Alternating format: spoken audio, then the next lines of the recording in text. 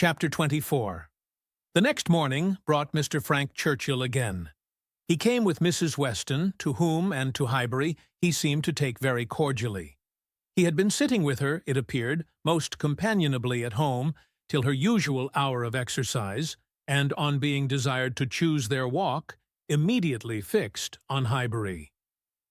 He did not doubt there being very pleasant walks in every direction, but, if left to him, he should always choose the same. Highbury, that airy, cheerful, happy-looking Highbury, would be his constant attraction. Highbury, with Mrs. Weston, stood for Hartfield, and she trusted to its bearing the same construction with him. They walked thither directly. Emma had hardly expected them, for Mr. Weston, who had called in for half a minute, in order to hear that his son was very handsome, knew nothing of their plans, and it was an agreeable surprise to her, therefore, to perceive them walking up to the house together, arm in arm. She was wanting to see him again, and especially to see him in company with Mrs. Weston, upon his behavior, to whom her opinion of him was to depend. If he were deficient there, nothing should make amends for it. But on seeing them together, she became perfectly satisfied. It was not merely in fine words or hyperbolical compliment that he paid his duty. Nothing could be more proper or pleasing than his whole manner to her. Nothing could more agreeably denote his wish of considering her as a friend and securing her affection. And there was time enough for Emma to form a reasonable judgment, as their visit included all the rest of the morning. They were all three walking about together for an hour or two, first round the shrubberies of Hartfield, and afterwards in Highbury. He was delighted with everything, admired Hartfield sufficiently for Mr. Woodhouse's ear, and when their going farther was resolved on, confessed his wish to be made acquainted with the whole village, and found matter of commendation and interest much oftener than Emma could have supposed. Some of the objects of his curiosity spoke very amiable feelings. He begged to be shown the house which his father had lived in so long, and which had been the home of his father's father, and on recollecting that an old woman who had nursed him was still living, walked in quest of her cottage from one end of the street to the other. And though in some points of pursuit or observation there was no positive merit, they showed, altogether, a good will towards Highbury in general, which must be very like a merit to those he was with. Emma watched and decided that with such feelings as were now shown, it could not be fairly supposed that he had been ever voluntarily absenting himself, that he had not been acting a part or making a parade of insincere professions, and that Mr. Knightley certainly had not done him justice. Their first pause was at the Crown Inn, an inconsiderable house, though the principal one of the sort, where a couple of pair of post-horses were kept, more for the convenience of the neighborhood than from any run on the road, and his companions had not expected to be detained by any interest excited there. But in passing it, they gave the history of the large room visibly added. It had been built many years ago for a ballroom, and while the neighborhood had been in a particularly populous dancing state, had been occasionally used as such. But such brilliant days had long passed away, and now the highest purpose for which it was ever wanted was to accommodate a whist club established among the gentlemen and half-gentlemen of the place. He was immediately interested. Its character as a ballroom caught him, and instead of passing on, he stopped for several minutes at the two superior sashed windows which were open, to look in and contemplate its capabilities, and lament that its original purpose should have ceased. He saw no fault in the room, he would acknowledge none which they suggested. No, it was long enough, broad enough, handsome enough. It would hold the very number for comfort. They ought to have balls there at least every fortnight through the winter. Why had not Miss Woodhouse revived the former good old days of the room? She who could do anything in Highbury. The want of proper families in the place, and the conviction that none beyond the place, and its immediate environs could be tempted to attend, were mentioned.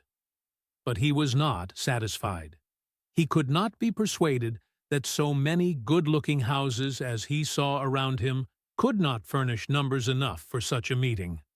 And even when particulars were given and families described, he was still unwilling to admit that the inconvenience of such a mixture would be anything, or that there would be the smallest difficulty in everybody's returning into their proper place the next morning.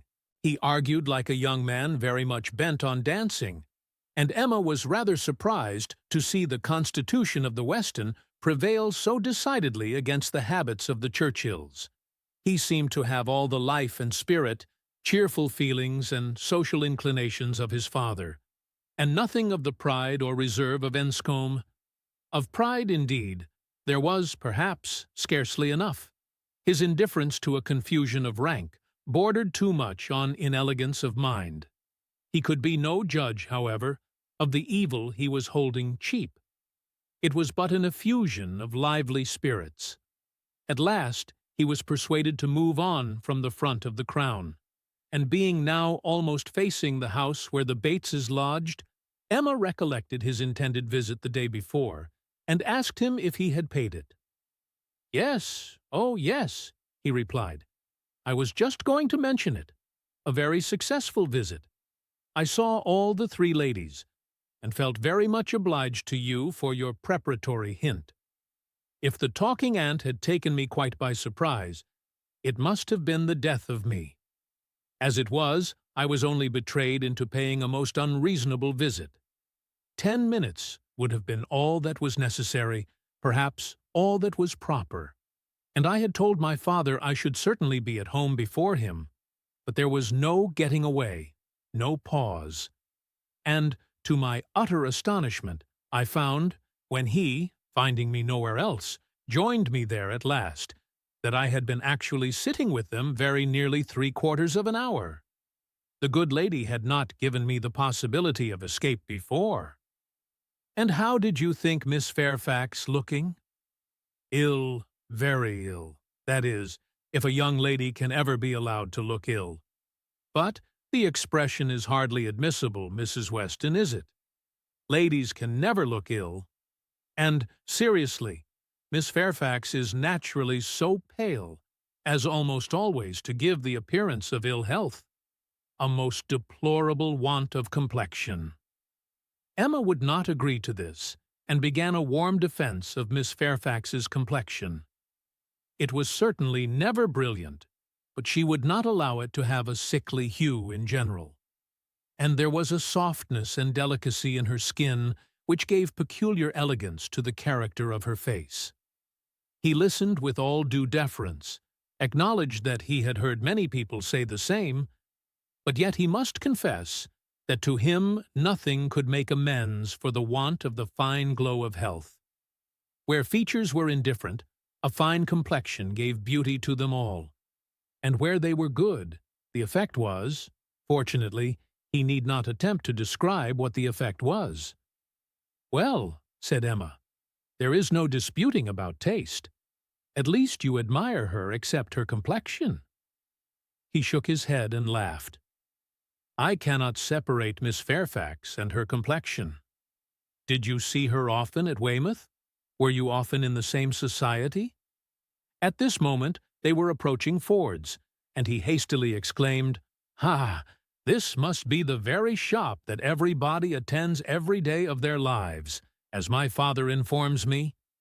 He comes to Highbury himself, he says, 6 days out of the 7, and has always business at Ford's. If it be not inconvenient to you, pray let us go in, that I may prove myself to belong to the place, to be a true citizen of Highbury. I must buy something at Ford's. It will be taking out my freedom. I dare say they sell gloves." "Oh, yes, gloves and everything. I do admire your patriotism. You will be adored in Highbury. You were very popular before you came, because you were Mr. Weston's son, but lay out half a guinea at Ford's, and your popularity will stand upon your own virtues." They went in, and while the sleek, well-tied parcels of men's beavers and York tan were bringing down and displaying on the counter, he said, "But I beg your pardon, Miss Woodhouse. You were speaking to me. You were saying something at the very moment of this burst of my amor patriae. Do not let me lose it. I assure you the utmost stretch of public fame would not make me amends for the loss of any happiness in private life. I merely asked whether you had known much of Miss Fairfax and her party at Weymouth. And now that I understand your question, I must pronounce it to be a very unfair one. It is always the lady's right to decide on the degree of acquaintance. Miss Fairfax must already have given her account. I shall not commit myself by claiming more than she may choose to allow. Upon my word, you answer as discreetly as she could do herself. But her account of everything leaves so much to be guessed. She is so very reserved, so very unwilling to give the least information about anybody, that I really think you may say what you like of your acquaintance with her." "Sanctifiorn, may I, indeed? Then I will speak the truth, and nothing suits me so well. I met her frequently at Weymouth. I had known the Campbells a little in town, and at Weymouth we were very much in the same set. Colonel Campbell is a very agreeable man, and Mrs. Campbell a friendly, warm-hearted woman. I like them all. You know Miss Fairfax's situation in life, I conclude, what she is destined to be?" "Yes," rather hesitatingly, "I believe I do." "You get upon delicate subjects, Emma," said Mrs. Weston, smiling. "Remember that I am here. Mr. Frank Churchill hardly knows what to say when you speak of Miss Fairfax's situation in life. I will move a little farther off. I certainly do forget to think of her," said Emma, "as having ever been anything but my friend and my dearest friend." He looked as if he fully understood and honored such a sentiment. When the gloves were bought, and they had quitted the shop again, "Did you ever hear the young lady we were speaking of play?" said Frank Churchill. "Ever hear her?" repeated Emma. "You forget how much she belongs to Highbury. I have heard her every year of our lives since we both began. She plays charmingly." "You think so, do you?" I wanted the opinion of someone who could really judge. She appeared to me to play well, that is, with considerable taste, but I know nothing of the matter myself. I am excessively fond of music, but without the smallest skill or right of judging of anybody's performance. I have been used to hear hers admired, and I remember one proof of her being thought to play well. A man, a very musical man, and in love with another woman, engaged to her, on the point of marriage, would yet never ask that other woman to sit down to the instrument if the lady in question could sit down instead. Never seemed to like to hear one if he could hear the other. That, I thought, in a man of known musical talent, was some proof. "Proof, indeed," said Emma, highly amused. "Mr. Dixon is very musical, is he? We shall know more about them all, in half an hour, from you, than Miss Fairfax would have vouchsafed in half a year." Yes, Mr. Dixon and Miss Campbell were the persons, and I thought it a very strong proof. Certainly, very strong it was. To own the truth, a great deal stronger than, if I had been Miss Campbell, would have been at all agreeable to me. I could not excuse a man's having more music than love, more ear than eye, a more acute sensibility to fine sounds than to my feelings. How did Miss Campbell appear to like it? It was her very particular friend, you know. "Poor Comfort," said Emma, laughing. "One would rather have a stranger preferred than one's very particular friend. With a stranger it might not recur again. But the misery of having a very particular friend always at hand, to do everything better than one does oneself. Poor Mrs. Dixon! Well, I am glad she is gone to settle in Ireland." "You are right. It was not very flattering to Miss Campbell." but she really did not seem to feel it. So much the better, or so much the worse, I do not know which. But be it sweetness, or be it stupidity in her, quickness of friendship, or dullness of feeling, there was one person, I think, who must have felt it, Miss Fairfax herself. She must have felt the improper and dangerous distinction. As to that, I do not— Oh, do not imagine that I expect an account of Miss Fairfax's sensations from you, or from anybody else. They are known to no human being, I guess, but herself. But if she continued to play whenever she was asked by Mr. Dixon, one may guess what one chooses. There appeared such a perfectly good understanding among them all.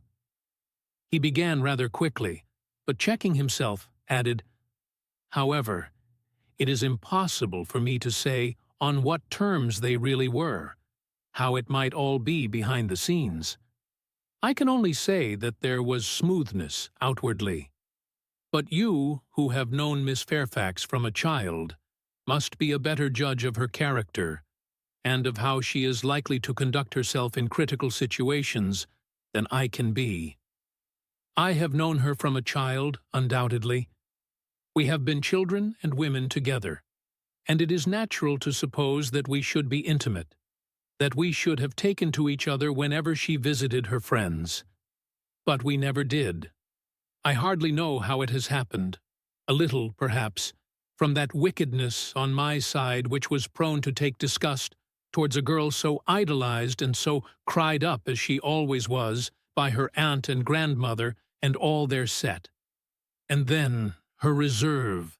I never could attach myself to anyone so completely reserved. It is a most repulsive quality indeed, said he. Oftentimes very convenient, no doubt, but never pleasing. There is safety in reserve, but no attraction. One cannot love a reserved person. Not till the reserve ceases towards oneself, and then the attraction may be the greater. But I must be more in want of a friend or an agreeable companion than I have yet been to take the trouble of conquering anybody's reserve to procure one. Intimacy between Miss Fairfax and me is quite out of the question. I have no reason to think ill of her, not the least, except that such extreme and perpetual cautiousness of word and manner, such a dread of giving a distinct idea about any body, is apt to suggest suspicions of there being something to conceal. He perfectly agreed with her, and after walking together so long and thinking so much alike, Emma felt herself so well acquainted with him that she could hardly believe it to be only their second meeting. He was not exactly what she had expected. Less of the man of the world in some of his notions, less of the spoiled child of fortune, therefore better than she had expected. His ideas seemed more moderate, his feelings warmer. She was particularly struck by his manner of considering Mr. Elton's house, which, as well as the church, he would go and look at, and would not join them in finding much fault with. No, he could not believe it a bad house, not such a house as a man was to be pitied for having. If it were to be shared with the woman he loved, he could not think any man to be pitied for having that house. There must be ample room in it for every real comfort. The man must be a blockhead who wanted more. Mrs. Weston laughed, and said he did not know what he was talking about. Used only to a large house himself, and without ever thinking how many advantages and accommodations were attached to its size, he could be no judge of the privations inevitably belonging to a small one. But Emma, in her own mind, determined that he did know what he was talking about, and that he showed a very amiable inclination to settle early in life, and to marry, from worthy motives. He might not be aware of the inroads on domestic peace to be occasioned by no housekeeper's room, or a bad butler's pantry, but no doubt he did perfectly feel that Enscombe could not make him happy, and that whenever he were attached, he would willingly give up much of wealth to be allowed an early establishment